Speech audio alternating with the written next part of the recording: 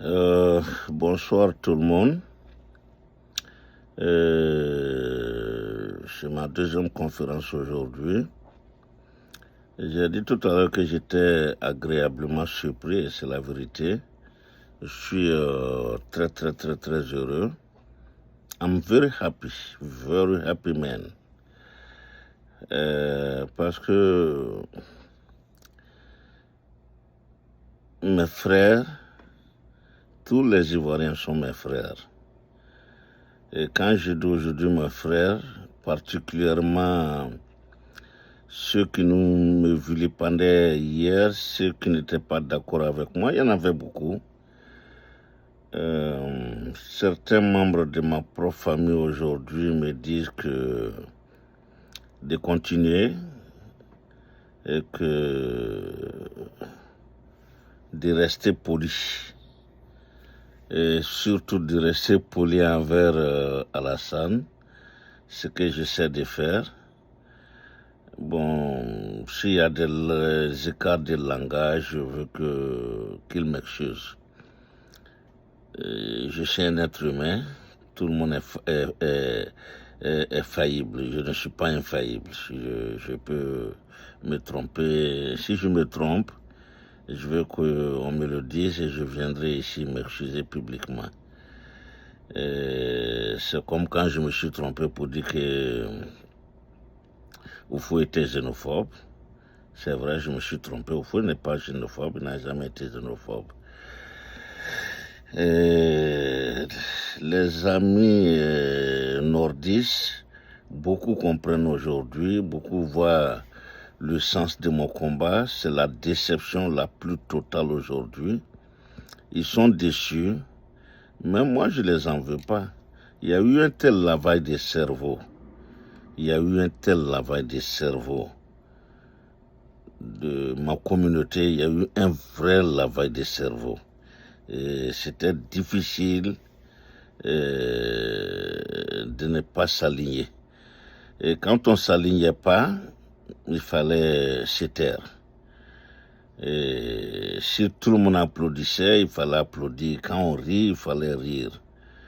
Et quand tu ne riais pas, tu étais contre. Quand tu n'applaudis pas, tu es contre. C'était ça un peu notre problème.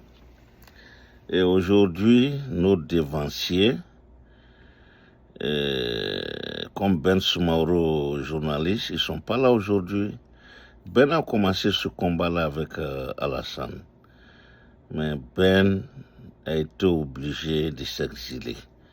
Et ça, sincèrement, c'était pas normal.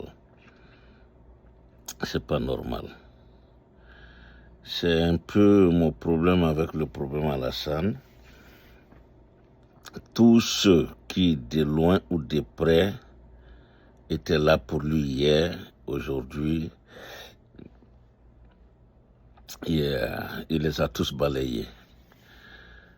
Nous avons appris la politique avec le président Houphouët-Boigny. Alassane devait s'inspirer du président Houphouët, le pardon. Houphouët savait pardonner. Je vais vous dire quelque chose. En 1963, j'avais 5 ans, mais nous avons appris l'histoire. Houphouët, quand il a douté de certains de ses ministres, de ses amis, quand il a douté d'un groupe, et d'ailleurs même des gens très proches à lui, c'est pourquoi je pense qu'il était impartial. Il les a tous mis en prison. Jean-Baptiste Mboké, Amadou Koné, un nordiste d'Odiéné, et Amadou Thiam, ils sont nombreux. Houphouët les a mis en prison. Et dans quelle prison? Chez lui, à Yamoussoukro, d'autres étaient là-bas, la plupart même. Et après les enquêtes ont montré que ce n'était pas vrai.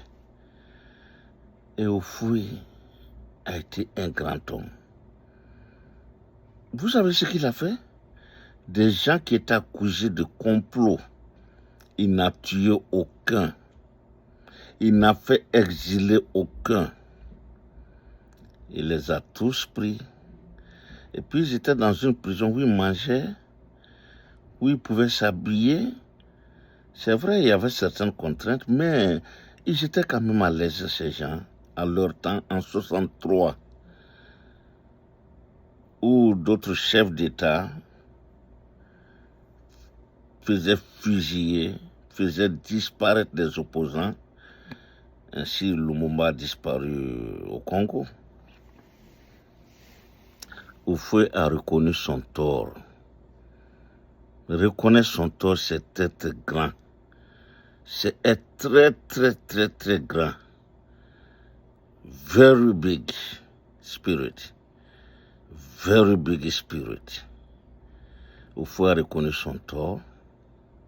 Non seulement il a reconnu son tort, il a rappelé ses gars. Et il a encore fait 2 des ministres. Moké est revenu et redevenu très influent au sein du PDCI.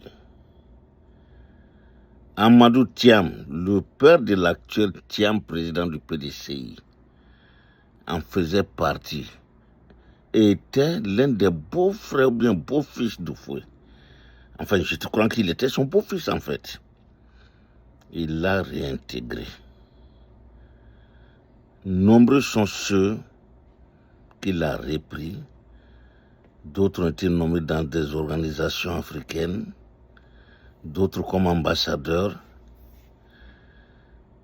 Et c'est là aussi vous allez voir le trait du nordiste au Guénéka.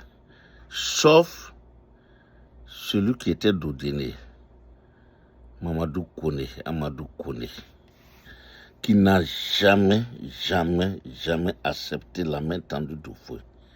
Il allait en France, il a fini ses jours là-bas dans la misère la plus totale. Il est revenu, il était trop tard. Parce que il a employé le mot fatidique des Oguénéka. Il n'emploie pas ce mot-là dans le vide. Djagassa. Tianoumeni Djagassa. Djagassa, il ne va plus travailler avec Houphouët, il a été accusé. Mais les autres sont venus travailler avec Houphouët. Et c'est ça, un homme, un grand homme. Le pardon doit être vice-versa. C'est pourquoi je veux que les gens acceptent le pardon très sincère de Soro Guillaume. Il s'est trompé, il reconnaît son tort, il vient, il demande pardon. Maintenant, ceux qui vont parler des morts, réveiller les morts, mais attendez, le pardon ne peut pas se faire comme ça. Il faut se faire violence. Il faut accepter le pardon. Il faut accepter de pardonner. Et tous ceux qui ne savent pas pardonner, généralement, c'est des gens qui ne sont pas reconnaissants. Pour pardonner, il faut être reconnaissant d'abord envers le Créateur, le Tout-Puissant Dieu, qui t'a permis d'être où tu es et qui te permet d'avoir ce pouvoir que tu as, qui est éphémère. Donc quand c'est comme ça, on sait pardonner. Et quand on pardonne, c'est avec un grand cœur. Et le pardon amène aussi la reconnaissance. On se trompe, tout le monde peut se tromper. Nul n'est infaillible. Alassane Dramane Ouattara se croit infaillible. C'est ça que je lui reproche. Quels sont les gens du RDA qui se rappellent de Zemmour aujourd'hui? Zemmour a été l'un des plus proches collaborateurs d'Alassane. Mais la faute de Zemmour, je vais vous le dire aujourd'hui, je vais vous la dire. Il a commis une faute, mais aujourd'hui, je suis très content de le dire parce que nous avons un exemple palpable de ce qu'il a dit et qu'il a condamné à mort dans la tête d'Alassane, des partisans d'Alassane. Ousmane Sonko, au Sénégal, qu'est-ce qu'il a fait? Macky Sall a enlevé son nom, l'a banni, l'a mis en prison, pas lui seul. Ils étaient nombreux, mais avec le plus connu, Zafar Diomaye. Il les a mis tous en prison. Mais quand ils sont ressortis, il y a eu des négociations, je le sais, il y a eu des négociations qui ont permis à Macky Sall de sortir librement du pays. Il y a eu des négociations, mais qu'est-ce que Sonko a fait? Il a présenté quelqu'un d'autre. Et aujourd'hui, c'est un tandem qui réussit au Sénégal. C'est un bel exemple de savoir s'effacer un moment et laisser la place à quelqu'un d'autre. C'est ce que Zemmour avait suggéré à Alassane quand on lui a opposé l'ivoirité. L'un des parents doit être ivoirien. Quand on lui a tout opposé, Zemmour l'aurait conseillé de présenter quelqu'un d'autre et cette personne allait l'absoudre, allait enlever toutes sortes d'accusations ultérieurement sur lui. Et il pouvait revenir, reprendre sa chose en main. Ça a été le pourquoi de sa descente aux enfers jusqu'à ce que tous les hommes du RDL l'oublient. Ici à New York, mon ami intime a failli porter main sur Zemmour parce que Zemmour a dit ça et ensuite Zemmour n'était pas d'accord avec Enza Camara sur un truc bien précis. Et ce jour, j'ai un autre ami, il dit de taire son nom, Touré, qui a dit Siaka, si tu touches à un seul cheveu de Zemmour, je te rentre. Et Zemmour s'est défendu, mon petit Touré, c'est pas la peine, il ne peut pas me toucher. Et voilà l'histoire. Et tout le monde a oublié Zemmour aujourd'hui. Je peux parler de quelqu'un d'autre. Au départ, j'ai parlé de Ben Smaoro. Ben Smaoro a été mis au banc des accusés parce que il a essayé de raisonner Alassane. Alassane est plus qu'un empereur dans sa tête. On ne le raisonne pas. Il a toujours raison. Quelle que soit la décision qu'il prend, lui, Alassane, il est infaillible. Et tout le monde doit suivre. Ou tu suis, ou tu disparais à jamais.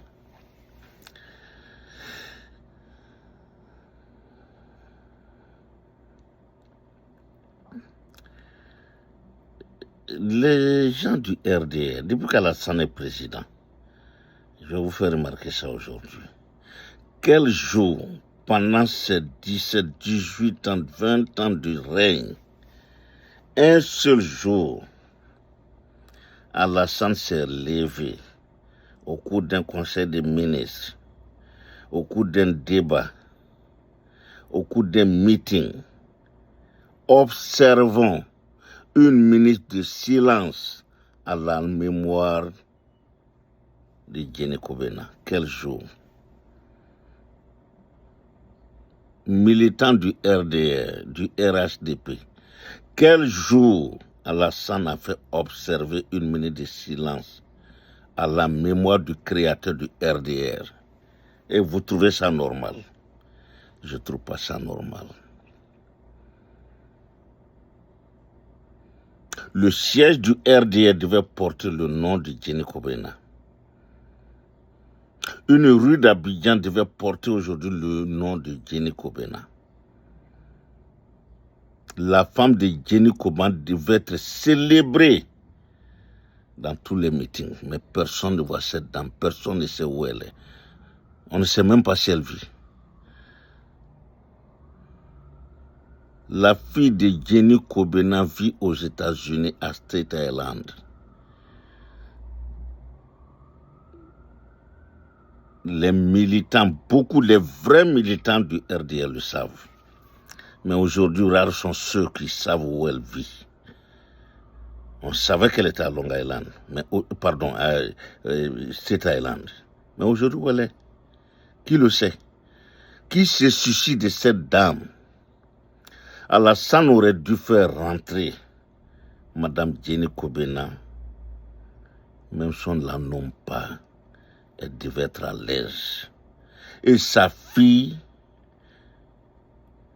par reconnaissance à son père, sa fille devait avoir un strapotin. Pas de ministre, mais elle pouvait avoir un strapotin. Elle pouvait avoir un petit truc à faire. Elle aurait pu le faire. Mais qui le sait? RDR. Qui se souvient de Guina? Le professeur Guina de Daloa, RDR, qui a implanté le RDR à Daloa, qui était l'un des lieutenants les plus farouches, les plus combattants d'Alassane, du docteur Alassane Ouattara. Quel jour Alassane a fait observer 1 minute de silence à la mémoire de Guédé Guina? C'est de lui qu'il s'agit. Personne ne le sait. Il ne l'a jamais fait. Je trouve que ce n'est pas normal.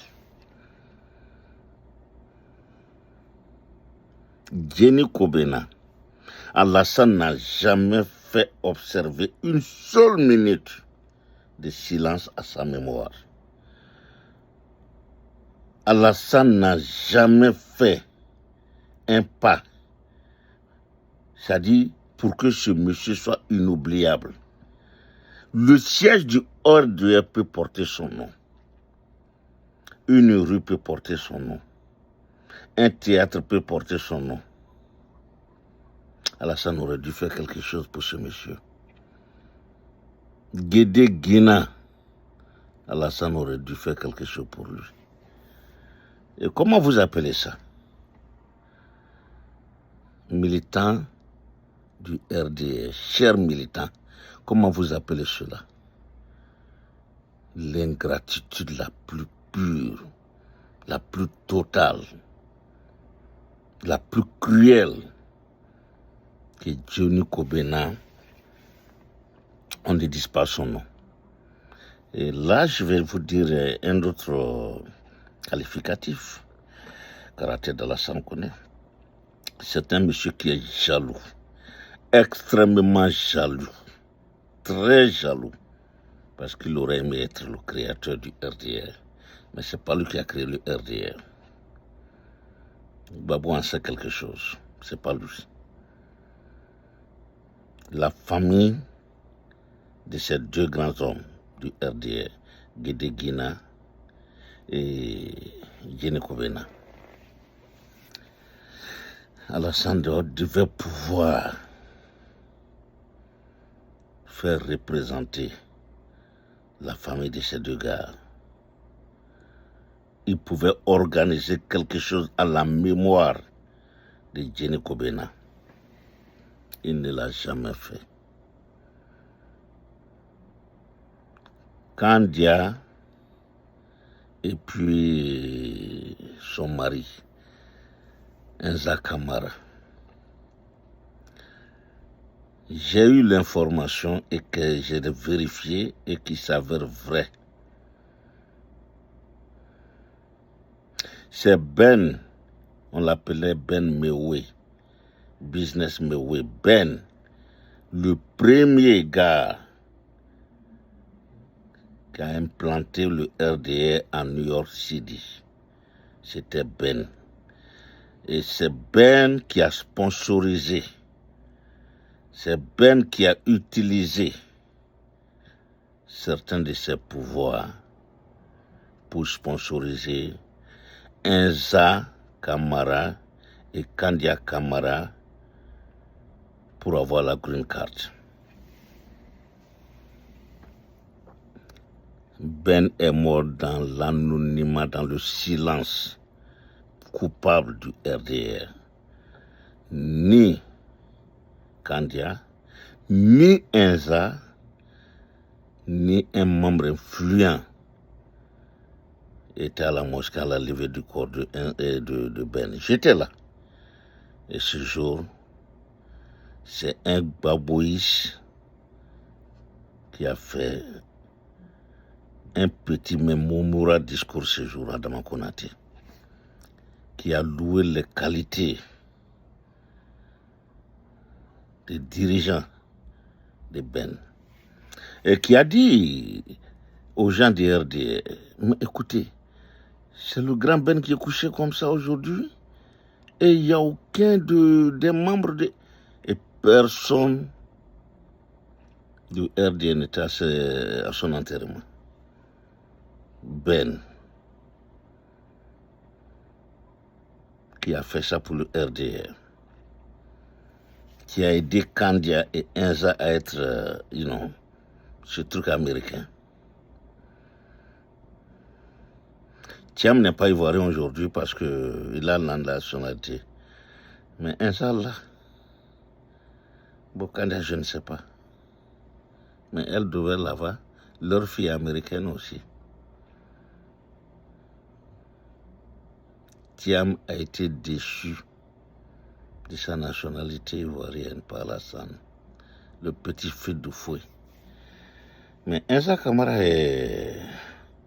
Peut-être aujourd'hui, tous les deux ont le passeport diplomatique ivoirien, mais ils sont américains. Parce qu'en cas de cas, c'est aux États-Unis vont venir s'installer. Et ça, je vous le dis. Écrivez-le. Sachez-le. Yeah. L'autre jour, j'ai parlé du grand Ben, du doyen Ben. Aujourd'hui, je fais un SOS pour le grand Ben aujourd'hui qui est dans une maison de retraite. Qui est dans une maison, un mouroir aujourd'hui aux États-Unis. RDR, ou ce qui reste du RDR, faites tout pour rendre une petite visite qui va remonter le moral de ce monsieur là où il est. Moi, je le dis, je suis handicapé parce que je ne peux plus marcher correctement. J'ai fait des opérations de la hanche, machin. Je bouge pas beaucoup.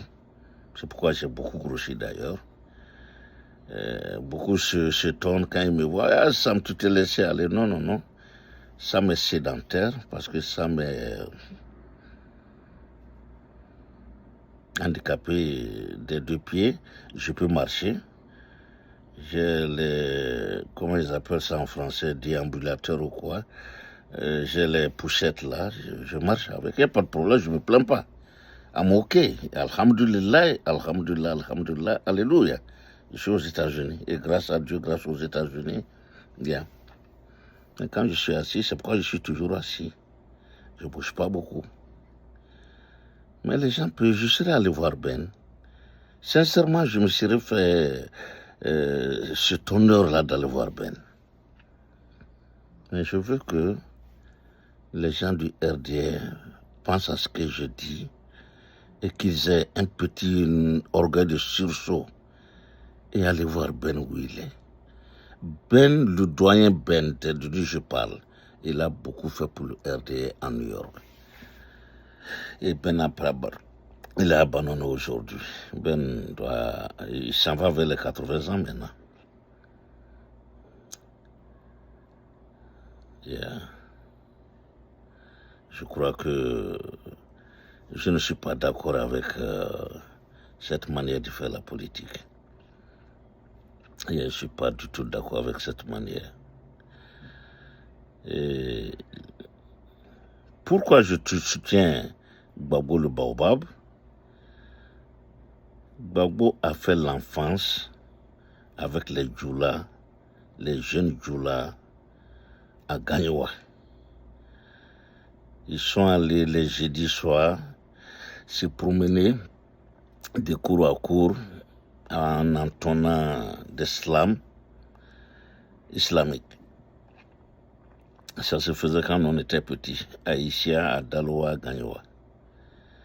Et les gens leur donnent à manger, les gens donnent des petits jetons. Des petits jetons, pardon. Gbagbo a fait ça, il a dit. Et il a fait ça avec qui? Les petits Djoula. Donc Gbagbo n'est pas xénophobe. Il n'a jamais été xénophobe, Gbagbo, à plus forte raison tribaliste. Il aurait dû être régionaliste, mais il n'a pas eu le temps. Parce qu'un président régionaliste encore, ça va où tu vas puiser dans toutes les régions des hauts cadres. Bon, voilà, je suis d'accord avec ça. Mais pas la xénophobie. Et Gbagbo ne l'est pas. Gbagbo est allé à Isia, je me rappelle. Soumaïla était dans son convoi. Jusqu'à la mort du monsieur, Gbagbo a honoré ce monsieur-là. Amitié d'enfance.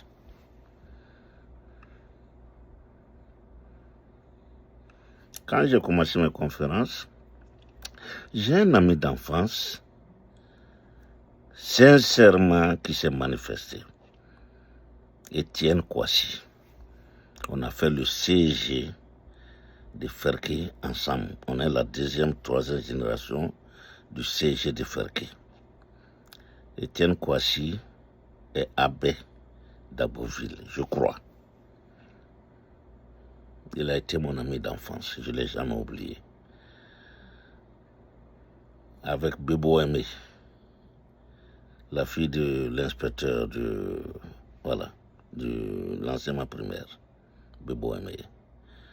Donc j'avais des amis Boussoumani. Et en ce moment, on ne se sentait pas Boussoumani, on ne se sentait pas Djoula. On se sentait jeune Ivoirien, jeune élève ivoirien. Il n'y avait pas tous ces trucs-là en ce moment. Tout est venu après et ça s'est exacerbé avec le docteur Alassane Dramane Ouattara.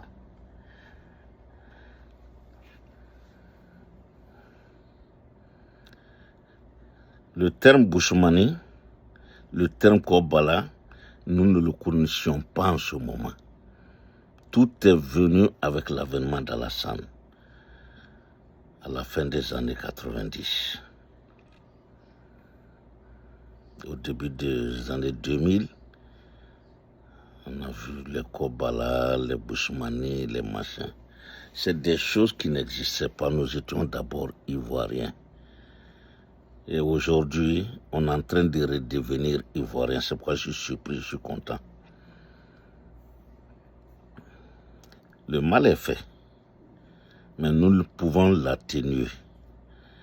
Nous pouvons le faire cicatriser. C'est une plaie qui peut être soignée, qui n'est pas gangrénée encore.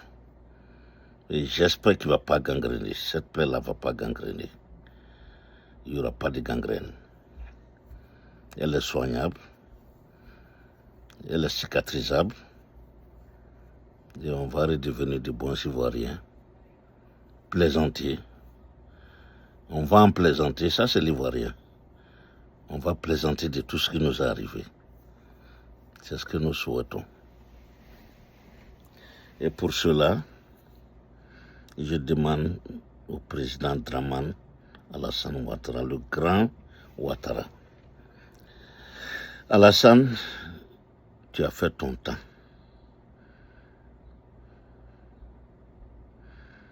Alassane, tu as fait ton temps. Tu as fait ce que tu peux. laisse quelqu'un d'autre venir. Aujourd'hui, nous voulons Gbagbo. Parce qu'il n'a pas eu le temps de faire quoi que ce soit. Il n'a pas eu le temps, tu lui as pas donné le temps. Tu as frappé le pouvoir de Gbagbo, de Bédié, et tu as anéanti le pouvoir de Gbagbo. Maintenant, si tu n'as pas envie de te présenter, pourquoi veux-tu entraîner Gbagbo Laurent dans ta chute? Dire que si Gbagbo se présente, je me présente. Est-ce que réellement tu es un grand homme quand tu dis ça? Si Gbagbo se présente, je me présente. Était minable communicants qui disent si leur père vient, nous aussi notre père vient, c'est très minable. Ils sont minables, les Bas-Congo. Ils sont minables. Les Mamadou Touré, quand ils disent des choses sottises pareilles, quand ils sortent des choses pareilles, si leur père vient, notre père s'en ira pas. Nous, c'est un principe, c'est une question de principe. Nous, notre père Gbagbo, il n'a pas dirigé. Donnons-lui la chance. Même si c'est un mandat, donnons-lui la chance de l'exercer. Alassane a eu la chance, il a eu 2 mandats. Il s'est octroyé un mandat supplémentaire. Mais laissez Gbagbo revenir. Le président Gbagbo ne va pas s'éterniser au pouvoir. Il n'est pas homme. C'est un homme comme Mandela. Gbagbo, c'est le Mandela. Le deuxième Mandela africain, c'est Gbagbo. Il n'est pas comme Oufoué. Gbagbo ne veut pas mourir au pouvoir.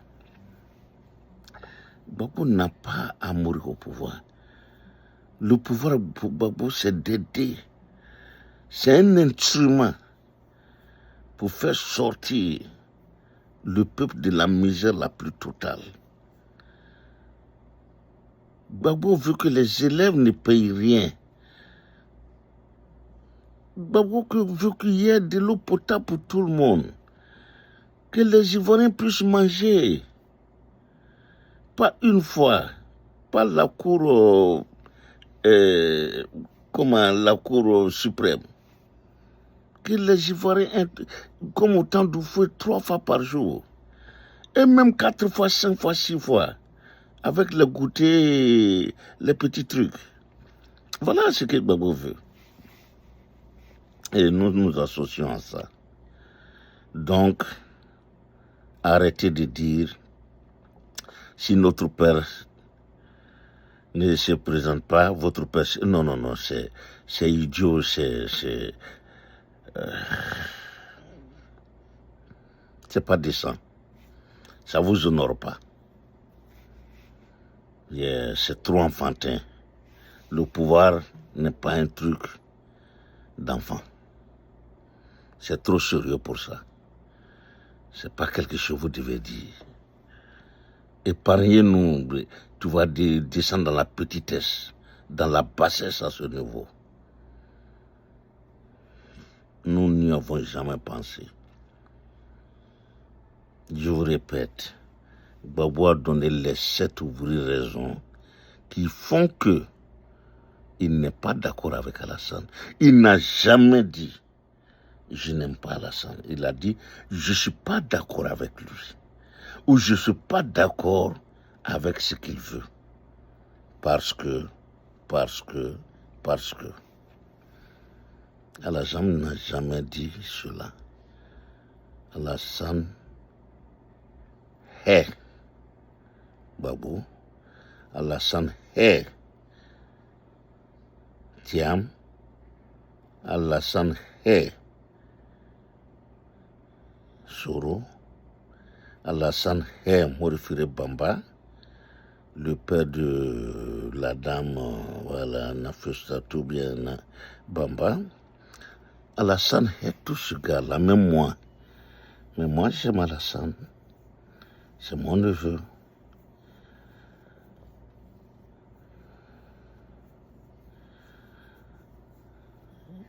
Je connais Alassane. à travers Abdoulaye Cissé. Abdoulaye Cissé était à Bobo. Abdoulaye Cissé venait chez nous à la maison. Tu connais pourquoi Abdoulaye Cissé? Il y a l'oncle direct d'Alassane.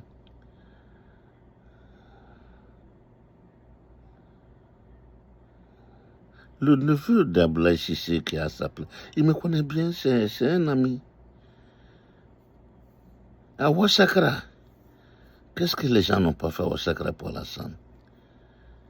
Mais tout ce qui... Bon, écoutez, on ne va pas revenir là-dessus. Ou du moins, je ne vais pas revenir là-dessus. Mais ce que je voulais, les partisans d'Alassane, encourager Alassane à partir dans la paix. Et vous aussi, vous aurez la paix. Vous allez jouir, vous allez pouvoir jouir de tout ce que vous avez amassé. Quelle que soit la manière que ça a été amassé, je pense qu'on va plaider. On n'a même pas besoin de plaider. Vous aurez la latitude, toute latitude, de jouir de vos biens.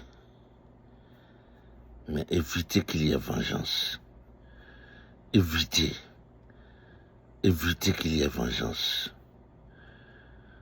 Il y a des gens qui ont été atteints. J'ai mon neveu à moi, direct, mon petit neveu, mon neveu direct, qui porte une balle dans son corps actuellement. Mais ce n'est pas une balle qui a été tirée par Gbagbo Laurent. Mais c'est une balle qu'il a reçue des forces nouvelles. Est-ce que je dois accuser Soro pour ça?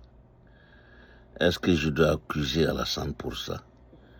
En tant qu'être humain, croyant, Allah le quitter là, c'est la volonté manifeste de Dieu, de notre Dieu créateur.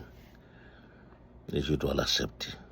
Alhamdulillah, alléluia, il est en vie. Mais il porte la balle en lui. Mon fils a deux moutons. Je ne le renie pas et je ne vais jamais le renier pour ça. C'est ça en fait, le sens du pardon, de l'amour, de la reconnaissance. Soyons reconnaissants. RDR, président du RDR, c'est quelqu'un qui s'est opposé à Oufoué pacifiquement dans le PDCI et qui a créé le RDR. Sa femme vit, je pense.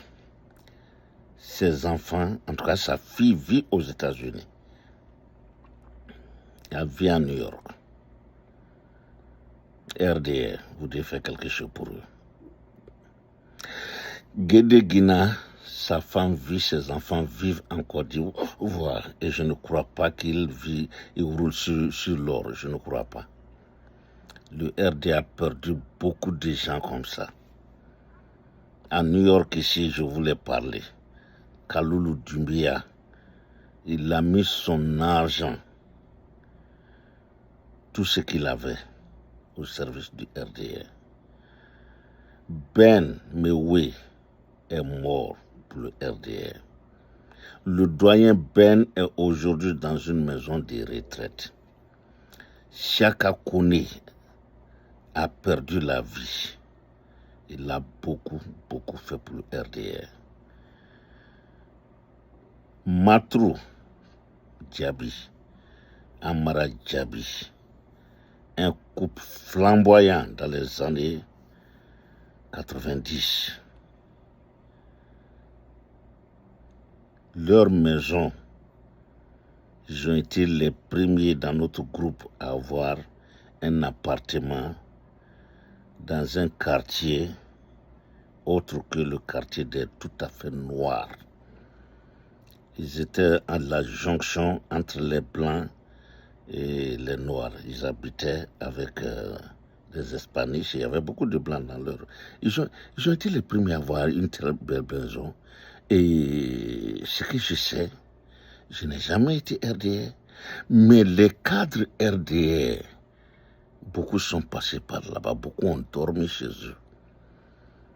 Mais ils sont anonymes aujourd'hui. Très anonymes aujourd'hui. C'est ça que je reproche en fait au RDR. Le fait de ne pas être reconnaissant aux plus méritants de vos cadres, de vos militants qui ont tout fait pour vous. Je ne connais pas pour l'Europe, mais je parle de ce que je connais. New York.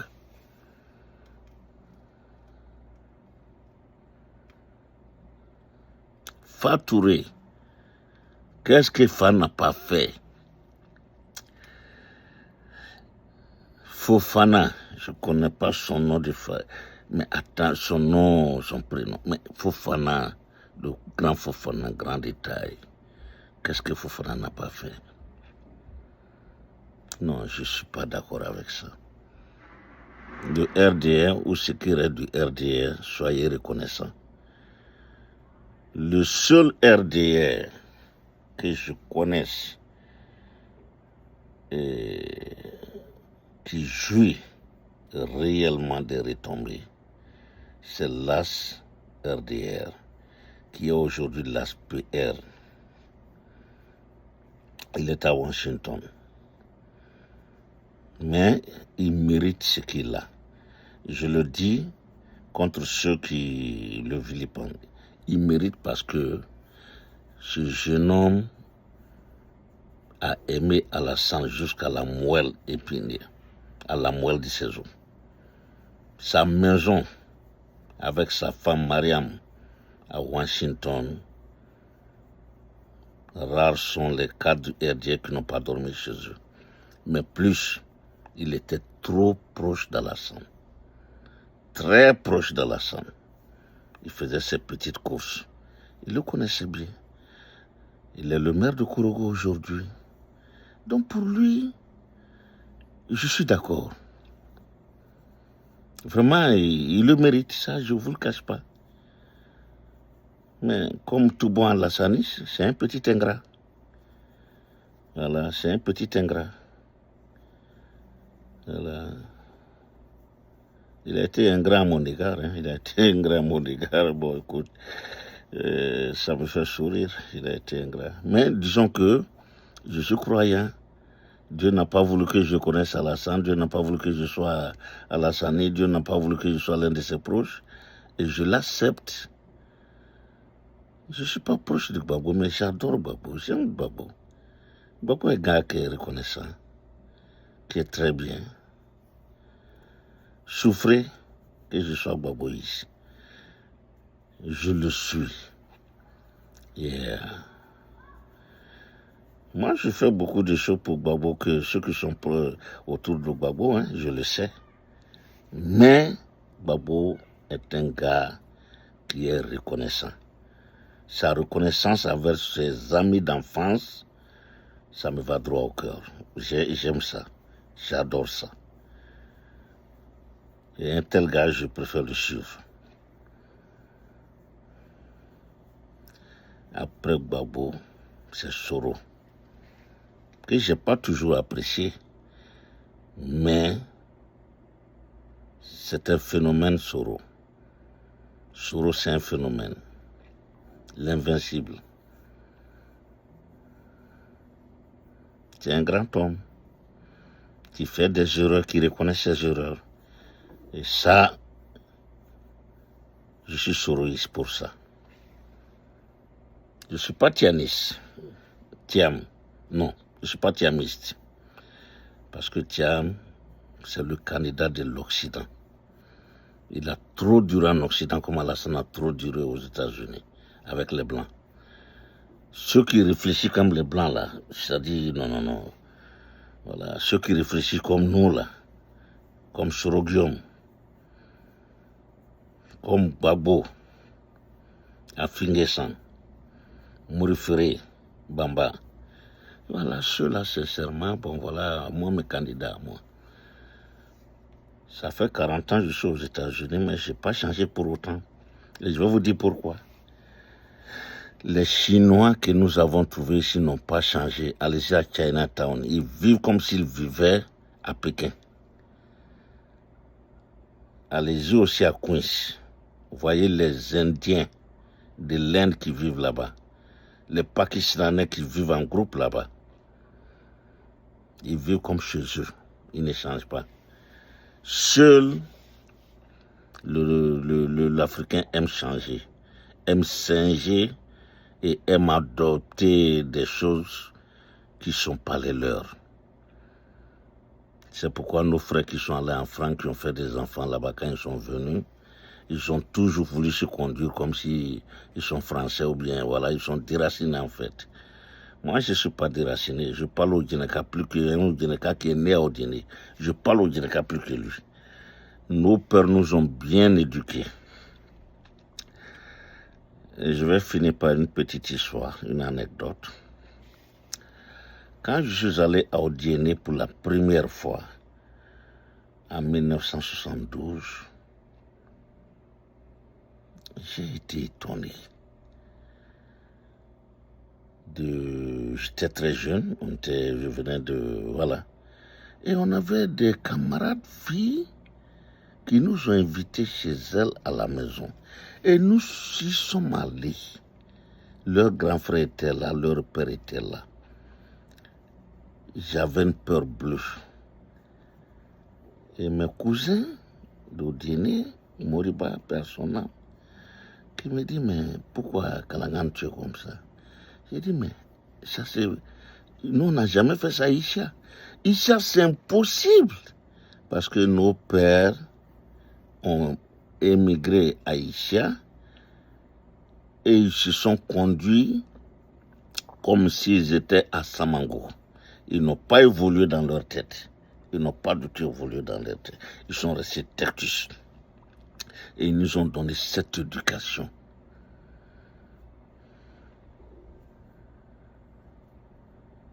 Tu ne pouvais pas aller. Une fille qui te courtise. Passer même devant sa cour à plus forte raison, rentrer t'asseoir. Et ça, ben ici, j'ai gardé la même attitude. J'ai éduqué mes enfants et je les éduque comme s'ils sont ivoiriens. Ma fille est très respectueuse de tous les Africains. Mon fils respecte tous les Africains. Voilà. Donc, je voulais faire savoir cette anecdote. Donc, je suis reconnaissant envers mes parents. Et